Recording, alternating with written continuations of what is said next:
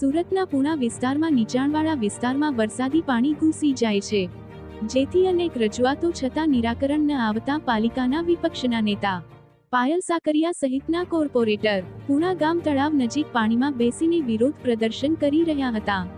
જ્યાં સુધી પાણીનો નિકાલ નહીં થાય ત્યાં સુધી લોકો ધરણા પર બેસવાનો નિર્ધાર વ્યક્ત કર્યો હતો.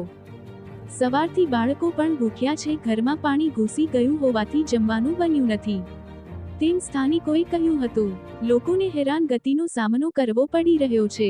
તેમ છતાં સુરત મહાનગરપાલિકાના અધિકારીઓ હજુ સુધી વિઝિટ કરવા પહોંચ્યા નથી. લોકોના ઘરોમાં 3-3 ફૂટ સુધી પાણી જોવા મળી રહ્યા છે. તેનો વિરોધ કરી રહેલા વિપક્ષી નેતા સહિતના તમામને બપોર બાદ ટીંગાટોળી કરીને અટકાયત કરવામાં આવી હતી. સેવા time Gujarat news editor Ajmal Jadhav, bureau report Surat.